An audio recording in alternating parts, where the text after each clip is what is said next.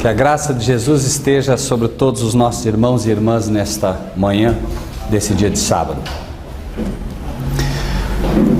Nós cantamos agora, dá-me a Bíblia, dela eu preciso. E certamente a Bíblia é o alimento que todos nós necessitamos diariamente, assim como necessitamos do alimento normal. Mas nesta manhã nós gostaríamos de repartir com os irmãos algumas coisas que Jesus falou, e se tivéssemos que dar um título a esse sermão, certamente seria: ai sobre os pastores, ai sobre os líderes, ai sobre nós. Quando nós estudamos a palavra de Deus, nós precisamos aprender a dar valor a tudo que ela nos ensina. E a Bíblia tem consolo, tem repreensões, tem palavras de ânimo, ela tem de tudo. E nós temos que estar dispostos a receber tudo. Quando nós estudamos a Bíblia, nós aprendemos aquilo que Deus quer que aprendamos, desde que de fato nós abramos os nossos ouvidos às lições que estão ali. E eu queria que os irmãos abrissem a sua Bíblia no capítulo 23 do livro de Mateus. Vamos ler primeiramente o versículo 36 até o 38. 23, 36 até o 38. Embora este sermão tenha sido dado por Jesus para os fariseus, na verdade, aos fariseus, aos sacerdotes e aos doutores da lei, ele se aplica magistralmente para os dias de hoje, para cada um de nós que somos os expositores da palavra de Deus, porque se nós não formos os doutores da lei neste mundo, quem será? Se nós não formos pessoas que conhecem a lei, que podemos ensinar aos outros, quem o seriam? Mas, obviamente, cada um de nós então pode receber esta palavra de Deus como, na verdade, embora como repreensões, como ânimos, acima de tudo, para que nós aprendamos uma lição nessa manhã.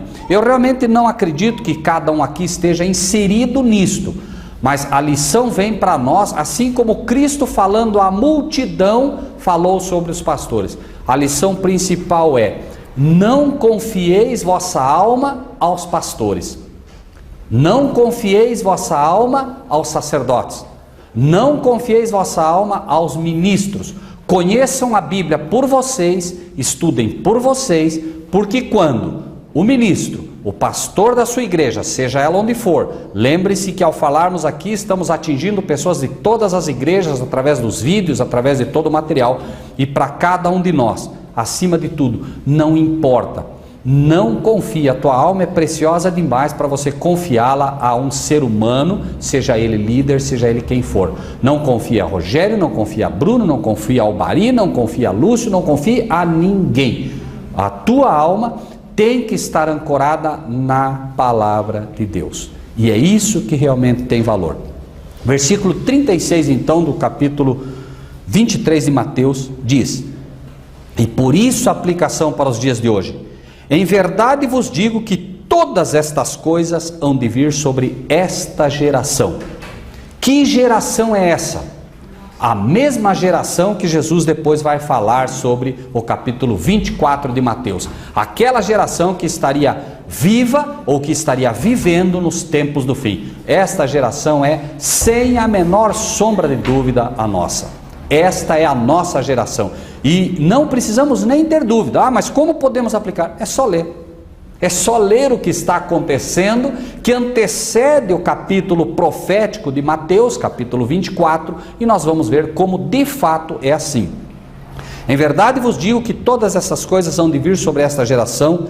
Jerusalém, Jerusalém, igreja, aqui está falando para a igreja como instituições, Jerusalém, Jerusalém, que matas os profetas e apedrejas os que te são enviados. Aqui é para a igreja adventista, é para a congregação, é para a assembleia, é para todas as igrejas hoje instituídas que carregam o nome de Cristo, que se dizem a pátria celestial de Cristo, para todas as pessoas, como igrejas também, que em algum momento entendem que estão apenas ensinando a palavra de Deus, quando estão na verdade matando os profetas, apedrejando os que te são enviados. Quantas vezes quis eu ajuntar os teus filhos, como a galinha junta os seus pintos debaixo das asas, e tu não quiseste? Eis que a vossa casa vos ficará deserta. Então, quando Jesus diz isso, ele está dizendo para essa nossa geração. Essa nossa geração iria presenciar tudo aquilo que ele vai falar um pouquinho antes, quando inicia o capítulo 23 do livro de Mateus. Vamos ler então agora, a partir do início do capítulo, Mateus 26, versículo 1 em diante. 23, a partir do versículo 1 em diante. Mateus 23. Então falou Jesus a quem? A multidão e aos seus discípulos. Então aqui não fica ninguém fora. Jesus está falando a todos, todos os que conseguem em algum momento cantar o hino que cantamos. Dá-me a Bíblia, dela eu preciso. Então, para aqueles que acreditam na Bíblia, para aqueles que acreditam em Cristo, esta é uma mensagem a todos, multidão e aos seus discípulos, dizendo: na cadeira de Moisés, e como estamos falando desta geração, nem vamos aplicar para o passado. Não vamos nem falar sobre os fariseus, a não ser algum comentário muito breve do que se fazia lá, para ver como o paralelismo acontece. Na cadeira de Moisés estão assentados os escribas e fariseus. Observai, pois, e praticai tudo o que vos disserem, mas não procedais em conformidade com as suas obras, porque dizem e não praticam. Eu me lembro que quando eu era católico, eu ouvia muito, que o padre dizia muito isso, né? Façam o que eu digo, mas não façam o que eu faço. Como se isso pudesse, em alguma maneira, né, colaborar com o Evangelho de Cristo. Na verdade, na cadeira de Moisés estão assentados os escribas e os fariseus, os pastores, os líderes, os conhecedores, ou que se dizem conhecedores da Bíblia. Repito, de todas as igrejas, todos os pastores, eles se sentam na cadeira de Moisés. O que é o sentar-se na cadeira de Moisés? Colocando-se como líderes do povo, como pessoas que são chamadas para conduzir o povo através do deserto, este mundo que aí estamos, para uma região de paz, para a verdadeira Canaã celestial. Sentam-se ali. Observem então, diz Cristo, né, e pratiquem o que vos disserem. Claro, como? Se eles me dizem que o domingo é o dia de Deus, eu vou observar isso? Não. Observem. Primeiro, claro, eu observo o que me diz, se realmente está, o quê? Ancorado pela palavra, ótimo, porque aqui Jesus dizia para aqueles que realmente tinham a palavra, que eram os fariseus do passado, que era o povo judeu, mas mais do que o povo, os líderes do povo judeu, um povo a quem Cristo havia mostrado a sua palavra, a quem Deus havia confiado a sua sabedoria, os seus oráculos, e ele disse: observem, pois, e pratiquem o que disserem, mas não procedais em conformidade com as suas obras, porque dizem e não praticam. Então nós temos o grupo dos padres, o grupo dos pastores das igrejas gerais, pentecostais e evangélicas, que já não só não ensinam corretamente, mas nem praticam aquele pouco que ensinam. E temos um segundo grupo, que é um grupo que conhece a palavra de Deus, conhece a lei de Deus, mas é aquele grupo que se desvia para a direita. Repito, um grupo que se desvia para a esquerda. É aquele grupo que está completamente fora da realidade bíblica. Ensina o domingo, ensina que você deve confessar aos padres, ensina uma série de coisas que não são bíblicas. E mesmo assim, ensinando essas coisas, não fazem. E aí um outro grupo que é o que se desvia para a direita, ou seja, a Bíblia diz que você deve guardar o sábado. Então ele vem para você e diz: na verdade, no sábado você só pode dar 999 passos, não pode dar 1000. Ou seja, um grupo que se desvia, mas para a direita, vai além daquilo que está escrito, pede que você faça além daquilo que é pedido, ok? 4. Pois atam fardos pesados e difíceis de suportar e os põem sobre os ombros dos homens. Eles, porém, nem com o dedo querem movê-los. Aí entra toda essa classe que chega para você e diz: olha, você deve guardar a lei de Deus, como dissemos, mas vão muito além disso. São pessoas, inclusive, que nós vemos aí muitos casos de que colocam, inclusive, na própria questão do dízimo, na própria questão das ofertas, na própria questão de compra ainda, né, de lugares no céu, enfim, toda esta parafernália que está aí de venda de ingressos para o céu e colocando, inclusive, muitas vezes as coisas que em si não são ruins, mas que extrapolam, obviamente, fazendo com que a própria liberdade que Cristo dá a cada ser humano de servi-lo com um coração voluntário, fazendo tudo aquilo por amor, acaba fazendo por medo de se perder. Fardos pesadíssimos, como por exemplo o inferno. Se você não fizer as coisas direito, finalmente Deus, que é um tirano, vai jogar você dentro do fogo e você vai queimar por toda a eternidade. Quem é que pode suportar um fardo desse, irmãos? Onde isso pode ser bíblico? E por aí afora. São de fato, né? Hoje, se você buscar, só a Igreja Católica, que é a mãe, é a Babilônia, que vendeu todos esses fardos para as outras igrejas, que infelizmente, como filhas, têm assumido isso tudo, né?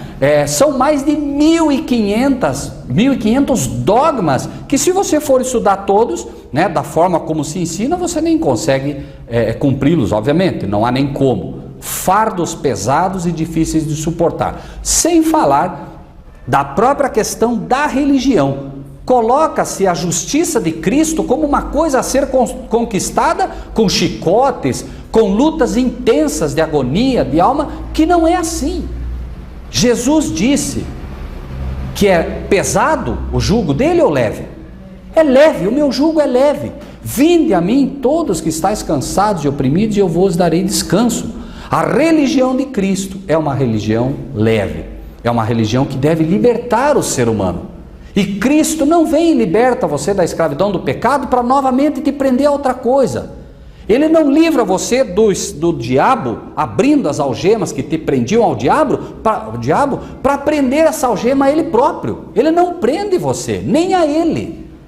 Ele livra você, abre a algema e coloca a algema na tua mão e diz: filho, você está livre. Sirva agora a quem você quiser, fazendo uso do seu livre-arbítrio. Mas não é, obviamente, o que acontece. E eles não queriam mover nem com o dedo. Ou seja, colocam fardo sobre você, mas os pastores não querem movimentar isso nem com o dedo. Ou seja, não querem nem encostar ali para quem sabe dar um pequeno empurrãozinho, né? Versículo 5, fazem todas as obras a fim de serem vistos pelos homens, pois trazem largos filactérios e alargam as franjas das suas vestes. Irmãos, a palavra de Deus, né, e ela dizia isso, né, que era para você atar na testa e na mão como testemunho, né, a palavra de Deus, os ensinos de Deus, os mandamentos de Deus. Mas esse atar na sua testa e na sua mão era representando aquilo que deve ter todo cristão, todo verdadeiro estudioso, todo ministro da palavra de Deus. Você estuda a palavra de Deus e lê: não tomarás o nome do Senhor teu Deus em vão. Você não escreve isso num pano e amarra na sua testa ou na sua mão, como se isso fosse fazer com que você não tomasse o nome do Senhor teu Deus em vão. Você aplica na tua mente, por isso, como testemunha entre, né, os teus olhos. Então você tem isso como uma realidade prática na sua vida. E você, claro, vigiai e orai, porque a qualquer momento você pode ser surpreendido tomando o nome de Deus em vão ou caindo em qualquer um destes mandamentos. Mas como? Você lê, você estuda e pede a Deus que grave no teu coração essas realidades. Os fariseus, para mostrar que conheciam essas coisas e que viviam essas coisas, amarravam, literalmente, escreviam, né, porções do mandamento, de Levítico, inclusive, das leis de Moisés, e amarravam no pulso, amarravam na testa, para mostrar que eram realmente pessoas consagradas, né? De certa forma, hoje, esta ostentação não mudou, né? Os padres e os pastores, eles desfilam ostentando uma santidade que não tem, realmente não tem. O verdadeiro cristão tem a lei escrita onde? No coração. Não é judeu que é exteriormente, mas aquele que é no coração, aquele que é em espírito, certo? Amam os primeiros lugares nas ceias e as primeiras cadeiras nas sinagogas. Aqui, irmão, o pecado não é por eles sentarem nas primeiras cadeiras. Não é esse o problema. O problema é amar os primeiros lugares e o quê? Os primeiros lugares nas ceias e as primeiras cadeiras nas sinagogas. Irmãos, na época e mesmo hoje, imagine que alguém é convidado para participar numa ceia com o presidente dos Estados Unidos. Eu acredito que vocês sabem que até o lugar onde senta cada um é determinado. Você não vai chegar lá e sentar no primeiro lugar, eu vou sentar do lado do presidente. Não, existem, conforme o ofício de cada um, conforme a dignidade que o mundo dá a cada um, é onde ele senta. Então, bom, você, né, o chefe do gabinete vai sentar aqui, o ministro vai sentar aqui, o ministro da cultura vai sentar aqui, o ministro da fazenda aqui, e assim por diante. Então tem um lugar onde cada um senta. E disputa-se a tapa esses lugares. É disputado. Na época não era diferente. Os pastores, os sacerdotes, os fariseus disputavam os primeiros lugares nas ceias. Por quê? As pessoas iam, imagine agora que a pessoa mais importante do sinédrio estaria sentada no centro. Quem estivesse mais próximo era visto como a pessoa mais importante depois dele. Por isso Jesus disse, olha, quando você for a um jantar, sente lá no fundo. Porque daí, se alguém te chamar e disser, ó, sente mais para frente, você vai ser exaltado. Agora imagine você chegar e sentar do lado e alguém chegar e dizer, ó, levanta daí, por favor, vai lá para o fundo, né? Ficaria ruim. Jesus então ensina, e eles lutavam e compravam esses lugares para poder aparecer ao povo. Por isso ele diz, eles amam os primeiros lugares nas ceias e as primeiras cadeiras nas sinagogas. Repito, o problema não é você sentar na frente da igreja, o problema não é você sentar ao lado do mais importante, o problema é você imaginar que isso é o mais importante. Se você gosta de vir à igreja, tem pessoas que gostam de estar no fundo, amém, e tem pessoas que gostam de estar mais na frente, amém. A questão é, por qual motivo você faz isso? Tem aquele irmãozinho que é humilde, e ele vem na igreja, ele senta lá no fundo, às vezes, porque ele diz, eu não sou digno de ir lá na frente. Como aquele publicano que orava, né? Senhor, eu não sou digno, tem misericórdia de mim, né? Então a questão, repito, não é o que você faz, mas qual o motivo pelo qual você faz. E aqui, obviamente, o motivo era simplesmente vaidade e orgulho humano, ostentar uma posição que em realidade não tinha. E isso é um fato, faça isso mesmo, e é só a gente observar. E as saudações nas praças e os serem chamados pelos homens de mestre. E Jesus disse também isso, né? Vós, porém, não querais ser chamado rabi. Não queira ser chamado de professor de Bíblia. Não queira ser chamado de pastor. Porque um só é vosso mestre, um só é vosso pastor, a saber, o Cristo. E todos vocês são irmãos. E como isso é difícil de tirar da mente dos irmãos. O Adrian, inclusive, me falava, Rogério, isso eu já desisti. Eu falei, eu não faço mais. A gente vai numa igreja pentecostal, vai numa igreja evangélica, diz, por favor, eu não sou pastor, nós somos irmãos. E eles, tá bom então, pastor. Né? E isso a gente sentiu. Né? E a gente ia numa igreja e pastor, por favor, nós não somos pastores. Não no sentido que vocês entendem, né? Nós somos irmãos. Ah, tá, então tá bom, pastor, tudo bem. E depois, pastor, senta aqui, pastor, e pastor, e pastor, e pastor, e professor, e mestre, não sei. Irmãos, isso só faz mal.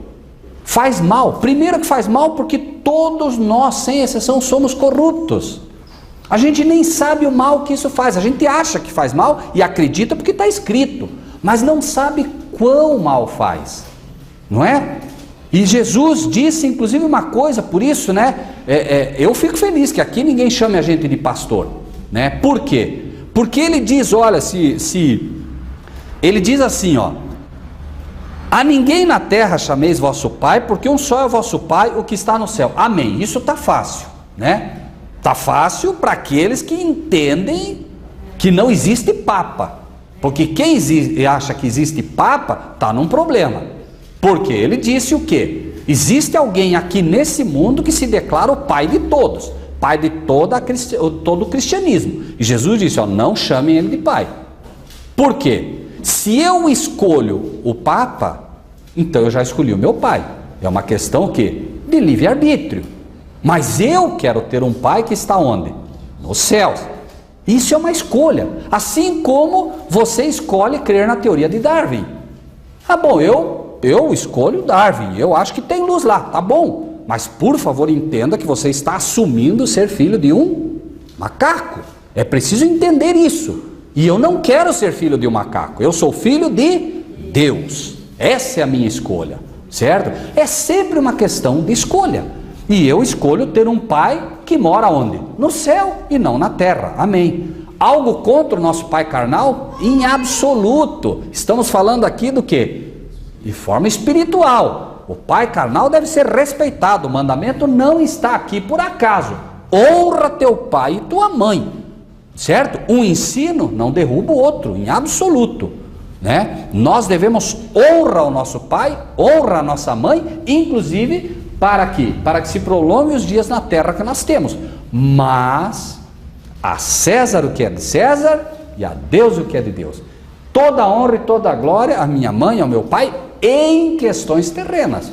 Devo, inclusive, né, mostrar a eles todo esse respeito. Agora, em questões espirituais, eu tenho um pai só, que mora nos céus, a quem eu pertenço, né? E aí ele volta ao assunto. Nem vos chameis mestres, porque um só é o vosso mestre, que é o Cristo. Porém, o maior dentre vós será o vosso servo. E o que a si mesmo se exaltar será humilhado, e o que a si mesmo se humilhar será exaltado. E aí, olhem que coisa impressionante. Existe um texto que da Revelação que eu quando lia, eu imaginava que não podia ser bem assim. Alguma coisa não estava batendo bem. Esse texto ele diz assim: o meu povo, Deus dizendo, né, a nós, o meu povo cometeu 2 pecados. Confiar o seu corpo aos médicos. Número 2, confiar a sua alma aos pastores. Então Deus mostra 2 pecados que são problemas, né? 2 erros crassos. Diz, o meu povo cometeu 2 pecados, 2 erros terríveis. 1, confiar a sua alma o seu corpo aos médicos. E 2, confiar sua alma aos pastores. Irmão, está errado ir no médico? O texto está dizendo que está errado ir no médico? Não. O problema é quando você confia o teu corpo ao médico. Cuidado. Se o médico diz, por exemplo, para você vai até lá, está tendo problema, né, para dormir. E o médico diz assim, faz o seguinte então, Jefferson, você a partir de hoje vai tomar 2 Gardenal por noite. Será que está certo? Cuidado, isso aí não pode ser, né? Eu vou tomar um remédio tarja preta, então eu prefiro ficar acordado mais 3, 4, 5 noites, quando for necessário, porque vou, né, tomar um remédio tarja preta para acabar com o meu organismo, aí não dá, né? Então, cuidado. Agora eu vou, né? Existem cirurgias, eu posso ter um problema de apêndice, é um fato, né? Eu acabei com aquele pequeno órgão, chega uma hora que eu tenho que extraí-lo, porque não tem mais o que fazer com ele. Mas o problema, está mal em ouvir os pastores? Não há problema nenhum em ouvir os pastores, desde que eu não confie neles. E digo de mim, coitados de vocês se confiarem em mim. A palavra de Deus diz, maldito o homem que confia no braço do homem. O braço é a guia, vem cá que eu te levo. Né? Um cego conduzindo outro cego, os 2 vão cair aonde? Né? Agora, se eu estou falando a palavra de Deus, de fato, não estou interpretando, não estou dando o meu parecer, amém. Porque a palavra de Deus diz também, repito sempre, um não derruba o outro. A palavra de Deus diz, como ouvirão se não há quem pregue? Mas tem que pregar a palavra de Deus, por isso você tem que conhecer a palavra de Deus para ver se aquilo que se fala é de fato assim. Um bom bereano. Os bereanos são mais nobres que os tessalonicenses, por quê? Porque eles vão ver se de fato é assim. Então, vocês têm a Bíblia na sua frente, precisam conhecê-la para ver se o que está se falando aqui é assim ou não, correto?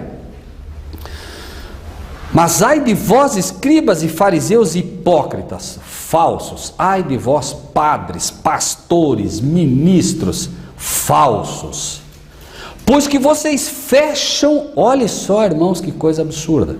Vocês fecham aos homens o reino dos céus, e nem vós entrais, nem deixais entrar os que estão entrando. Irmãos, olhem se isso não é absurdo. E aí você diz, está falando mal do pastor, está falando mal do ministro, está falando mal do padre. Não, irmãos, é Cristo dizendo aqui: vocês pastores desta geração de hoje, vocês padres, vocês que se dizem sacerdotes, vocês, e não importa quem, irmãos, não importa, é o Silas Malafaia, é o não sei quem, não importa quem é, não importa o nome que ele tenha. Jesus está dizendo: vocês fecham aos homens o reino dos céus.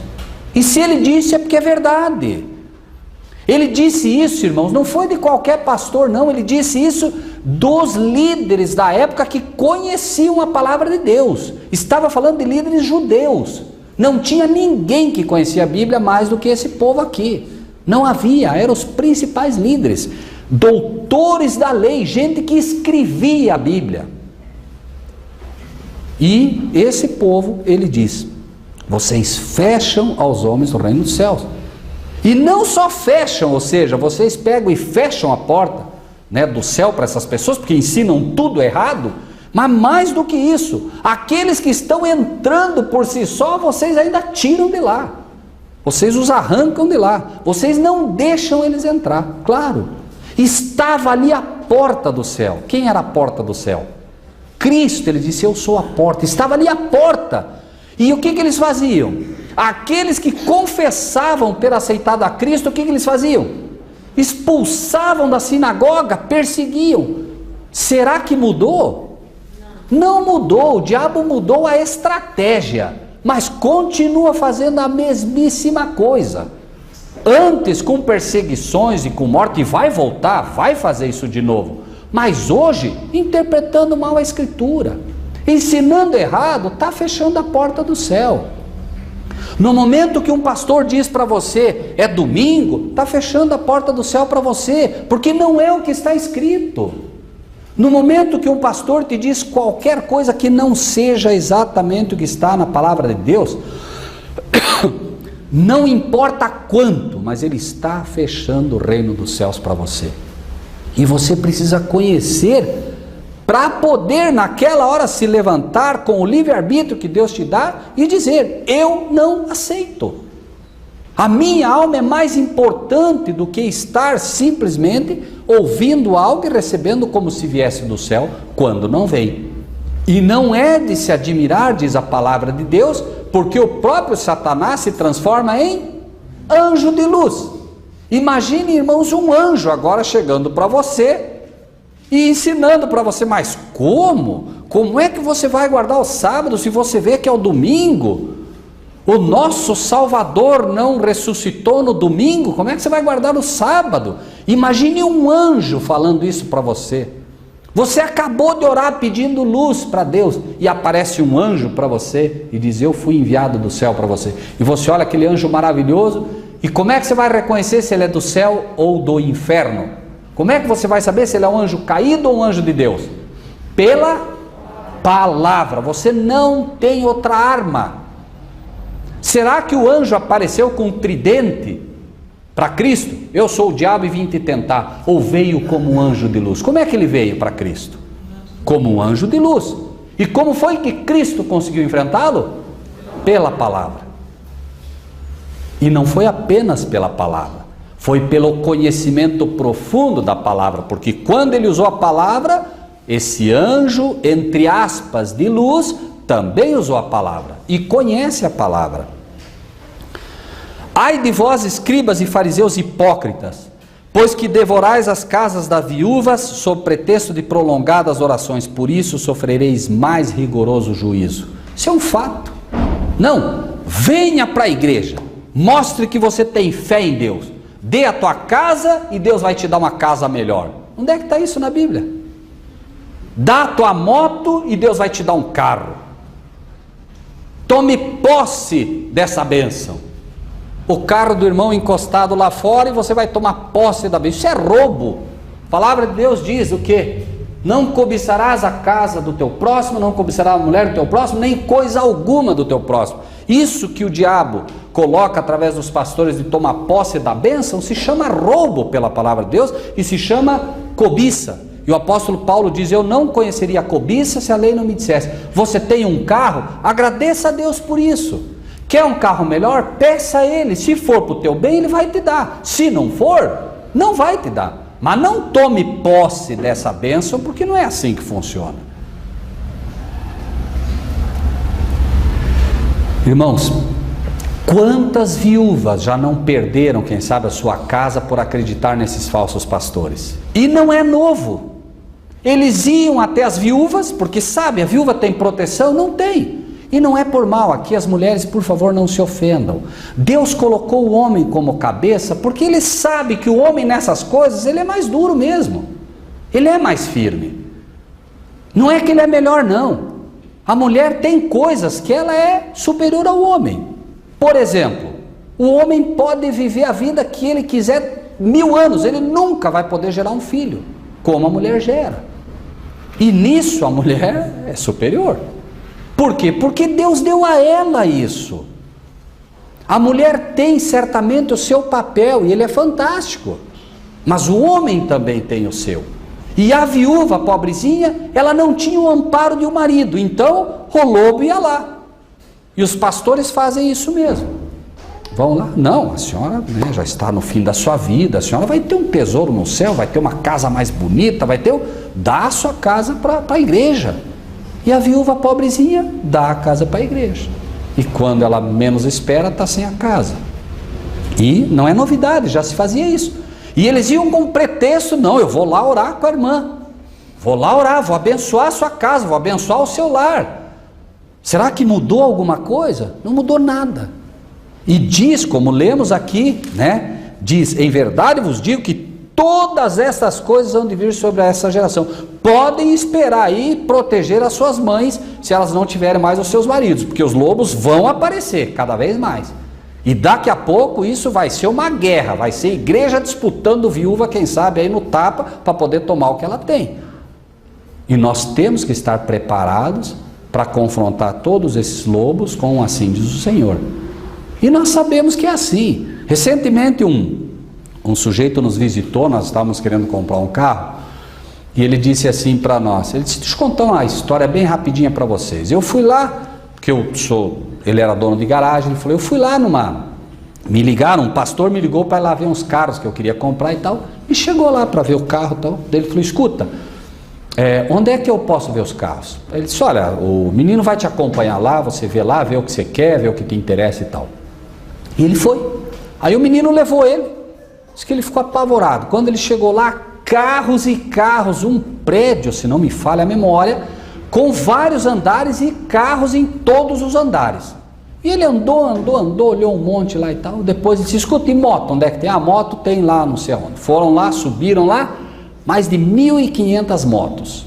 Mais de 1.500 motos. Se erro aqui, erro porque foi o que ele me passou, certo? Mas ele me disse mais de 1.500 motos. Então ele foi lá e escolheu 10 motos. Aí chegou pro bispo, né? Que gostam de ser chamado de bispo, de apóstolo, de hoje virou, né, uma festa. E ele vai falar com o bispo e disse assim: olha, e daí? Escolheu lá o que você quer? Escolhi. O que você quer? Quero 10 motos lá assim, tal. Não, 10 motos eu não vendo.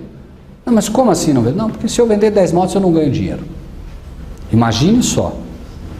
Motos certamente que ganharam, e se vender só 10 não ganha dinheiro. Imagine onde chega, né, o poder da corrupção. Ai de vós, escribas e fariseus, versículo 15, hipócritas, pois, olha só, outra coisa que precisa prestar bem atenção, porque senão a gente erra. Pois que percorreis o mar e a terra para fazer um prosélito. Não é fazer discípulo. Não, eu sou discípulo, eu sou crente da igreja tal, eu pertenço à denominação tal, não, você é um prosélito. E o que é um prosélito? Cabresto. Prosélito é aquele que como o cavalo, né? Só aqui, ó. Aí você diz assim: não, escuta, olha para cá, não, é aqui, ó. Então veja só. Vocês percorrem o mar e a terra. Não se enganem, seu sujeito. Eu sou missionário. Onde? Lá na África. Que maravilha. Irmão, está fazendo prosélito, irmão. Fique em casa, então. Percorrem o mar e a terra, atravessam o oceano para fazer um prosélito. Depois de ter feito dele um prosélito, o que faz? Torna ele o quê? Filho do inferno 2 vezes mais do que vós. Já pensou? Por quê? Porque vai, em vez de fazer, Jesus disse, ide e fazei prosélitos. Não, o que ele disse? Ide e fazei discípulos. Um discípulo é aquele que imita, é aquele que aprende com a palavra de Deus. Nosso trabalho não é fazer prosélito, não é fazer fiéis. Vocês sabiam que a Igreja Católica não tem membros? A Igreja Católica tem fiéis. Errado ou certo, eu continuo nela. Fiel. Isso é o fiel. Mas Cristo não quer fiéis no sentido de que sejam fiéis à igreja. Você tem que ser fiel à palavra. Se a igreja está errada, pula fora, não perca tempo. Seja fiel a Deus. E ele diz claramente, vocês andam, eu não discuto, vocês atravessam o mar, mas vocês querem prosélito. Você já viu quando os testemunhos de Jeová vêm dar estudo para você, por exemplo, e você começa a questionar o que eles ensinam? Quanto tempo eles ficam ali? Eu me lembro que uma vez eu e a Iris, acho que estávamos indo para um local e tinha uns testemunhos de Jeová indo. E a gente ofereceu carona para eles, mas não por mal, oferecemos porque realmente eles estavam a pé, uns garotos, e subiram. E começaram a falar da Bíblia para a gente. Quando começaram a falar da Bíblia, a gente começou a falar também. Mas na próxima esquina, não desce que nós vamos a pé e nós temos aqui, não sei aonde. Quer dizer, eles querem prosélitos. Se vê que não vai conseguir fazer um prosélito, eles pulam fora. Entre numa igreja, questione. Você hoje, por exemplo, por um acaso, você aprendeu com a palavra de Deus. Aprendeu, por exemplo, que é o sábado, apenas como exemplo. Tenha a honra de, em nome de Jesus, lá dentro da igreja, levantar o dedo e dizer, pastor, peraí, mas a Bíblia fala que é sábado. Vamos ver quanto tempo você permanece lá dentro. Vamos ver quanto tempo vão te deixar ficar lá. Não vão muito tempo. Por quê? Porque eles querem prosélitos. E no momento que você mostra que não é um prosélito, que você é um discípulo de Cristo e que você aceita os ensinamentos de Cristo, não tem mais lugar para você ali. Cristo faz discípulos. As igrejas fazem prosélitos. Nunca esqueçam disso. E o pior, 2 vezes mais filhos do inferno do que eles próprios. Por que isso? Porque é difícil voltar.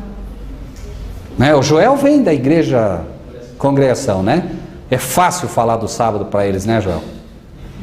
É difícil, irmãos. Nós não estamos aqui condenando, não estamos dizendo que eles vão para o inferno. Mas é um fato, filhos do inferno, porque o inferno é o erro, é a mentira, é o engano. Eles acreditam em coisas erradas. Ninguém discute o coração de nenhum deles. Por favor, seja da congregação, seja de onde for. A questão é Cristo olhando nos olhos de cada um de nós e dizer, por favor, deixem de ser prosélitos, sejam discípulos. Pastor ensinou errado? Esqueça o pastor, siga a palavra de Deus. Ai de vós, condutores cegos, pois que dizeis, qualquer que jurar pelo templo, isso nada é, mas o que jurar pelo ouro do templo, esse é devedor. Claro, se você jurar alguma coisa pela igreja, não tem problema, mas se você julgar pelo dinheiro, se você prometeu dinheiro e não der, você está morto. Claro, porque o que eles querem? Dinheiro. O templo nada é, mas o dinheiro, esse você tem que dar. Aí vem o sermão, Não, se você prometeu, meu irmão, se você não der, vai cair um raio, vai rachar tua casa no meio, vai acontecer qualquer coisa. Mas olha o que Jesus diz, insensatos e cegos. Pois qual é maior, o ouro ou o templo que santifica o ouro? Claro que é o templo, obviamente. E aquele que jurar pelo altar, isso nada é, mas aquele que jurar pela oferta que está sobre o altar, esse é devedor. Insensatos e cegos, pois qual é maior, a oferta ou o altar que santifica a oferta? Portanto, o que jurar pelo altar, jura por ele e por tudo que sobre ele está. E o que jurar pelo templo, jura por ele e por aquele que nele habita. Ai de vós, escribas e fariseus hipócritas, porque dais o dízimo da hortelã, do endro e do cominho. Não, o dízimo tem que dar. Cada 10 sermãos, 9 é do dízimo, porque o dízimo é sagrado. Mas vocês desprezam o mais importante da lei. O dízimo vale, a lei não. A lei está tudo bem. Desprezam o mais importante da lei. O juízo é um fato, que todo homem será julgado por essa lei. A misericórdia, essa lei não é pesada, é uma lei baseada na misericórdia. Ah, não, sabe de uma coisa? Eu não sei, mas eu tenho a impressão assim que também um furtozinho não vai fazer tanto mal. Onde é que eu vejo misericórdia nisso? No momento que alguém vier te roubar. A lei, ela é boa para os outros, para mim não. Até o momento que alguém tenta roubar a mim. Ah, bom, agora ela é boa. Eu não deve roubar. Mas se eu quero roubar a Deus, inclusive posso, né? Deveis, porém, fazer essas coisas e não omitir aquelas. Notem aqui, só isso já é um ensino fantástico sobre o dízimo. Ah, o dízimo está em vigor, o dízimo não está em vigor, tem que dar o dízimo, não tem que dar o dízimo. Leiam com atenção o que Jesus diz. Deveis fazer essas coisas. Que coisas?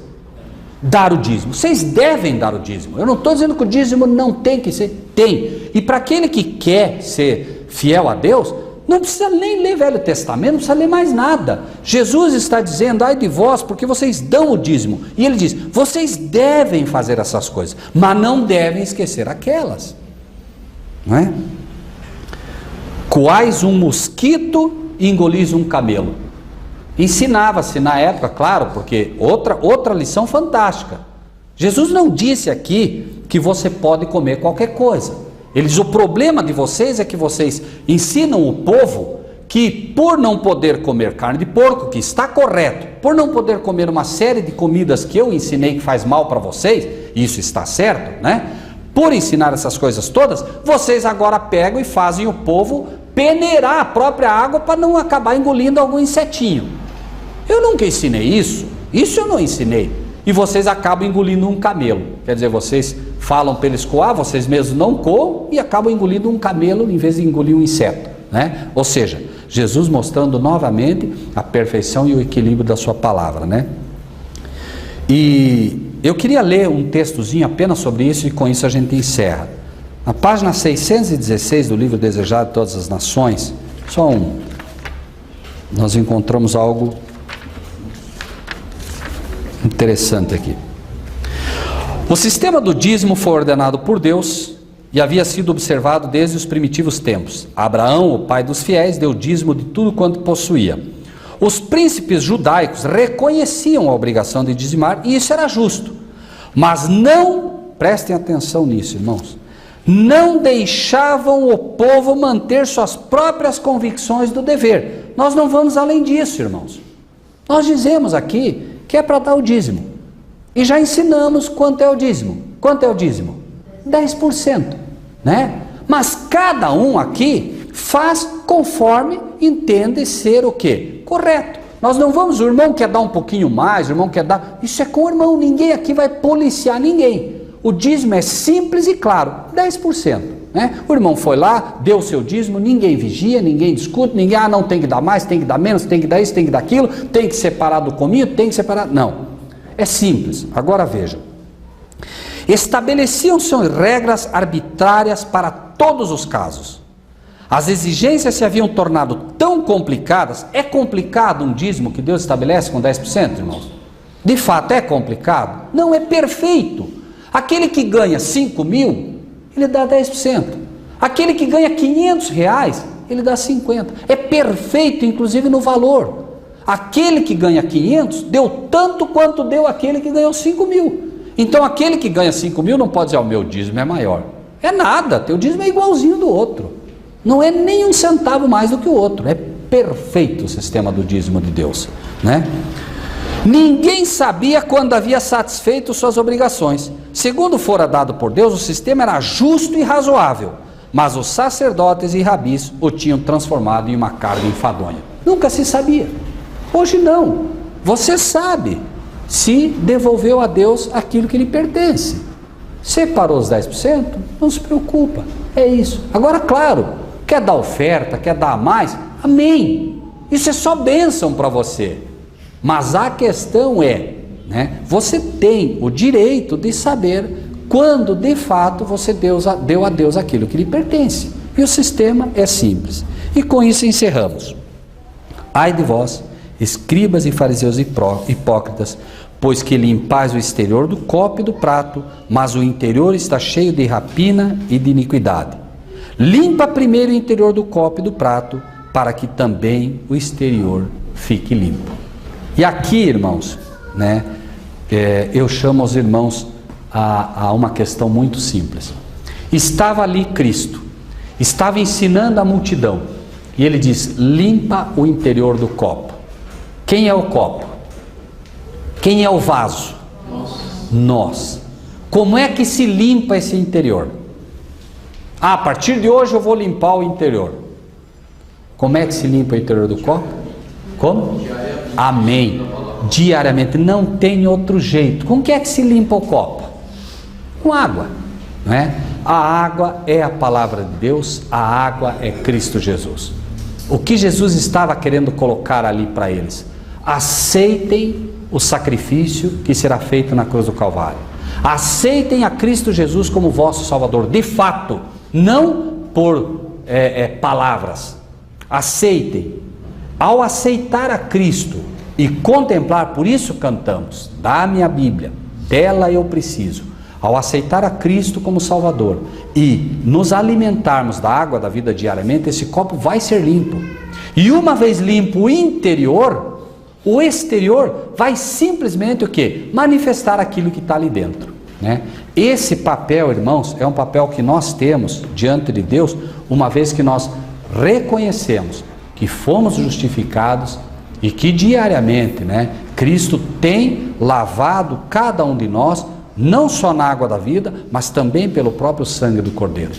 Por isso, irmãos, quando se fala em pastores, quando se fala em fariseus, quando se fala em líderes, quando se fala em padres, não se está falando mal. Assim como Cristo em nenhum momento falou mal de ninguém ali. Estava colocando a verdade que estaria ocorrendo numa geração que cada um de vocês pode observar dia a dia, se é ou não é exatamente o que presenciamos nos dias de hoje. É um fato.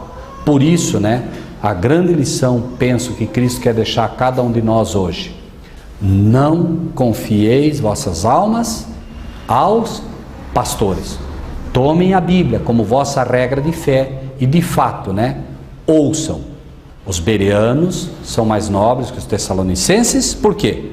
Ouvem, mas eles vão ver se as coisas são de fato assim.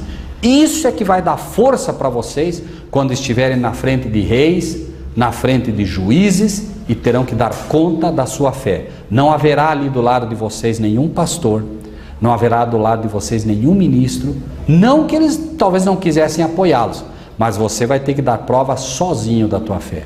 E naquela hora vai fazer diferença se você conhece a palavra de Deus ou não.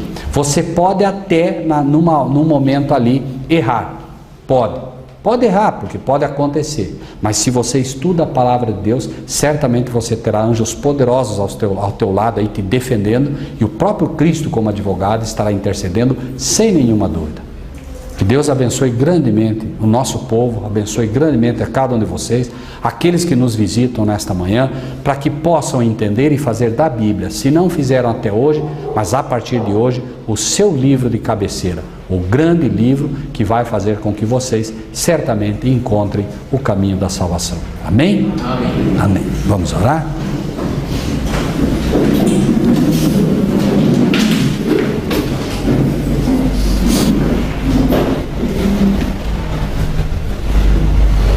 Pai nosso que estás nos céus, neste grande dia de teu santo sábado, Senhor, o dia que o Senhor separou para o teu povo, o dia que o Senhor visita o teu povo, o dia que os portais da Nova Jerusalém se abrem para receber todos aqueles, não só do planeta Terra, mas de todos os planetas criados pelo Senhor, todos os teus anjos, querubins, serafins. Quando todos eles se inclinam diante do Senhor, nós nos chegamos também a esta santa assembleia, Senhor, para te pedir que o Senhor nos permita, Senhor, ter um coração de tal maneira que aborreça, Senhor, os primeiros lugares nas ceias, os primeiros lugares diante dos senhores do mundo, mas que acima de tudo tenhamos em nosso coração uma certeza, a certeza de que o Senhor Cristo Jesus é o nosso Mestre, de que o Senhor é o nosso Pai que está nos céus, e naquele grande dia, Senhor, que acreditamos que esta geração estará dando testemunho da fé, nós possamos declarar em alto e bom som que há um Deus nos céus a quem servimos e que há de fato um Cordeiro que ainda hoje se apresenta como Cristo Jesus, sendo levantado da terra com os braços abertos, num convite permanente que nos chama: vinde a mim todos os que estáis cansados e oprimidos e eu lhes darei descanso. Dá-nos, Senhor, o descanso de ter a convicção de que pertencemos ao Senhor por adoção e, acima de tudo, grava a tua lei em nossos corações, para que nós possamos dar testemunho real de um povo santo conforme a tua vontade. Toma-nos em tuas mãos, toma este povo todo em tuas mãos, Senhor. Abençoa todos aqueles que se inclinam diante do Senhor neste dia e dá-nos, Senhor, a alegria da tua salvação. É em nome de Jesus que te pedimos e agradecemos. Amém.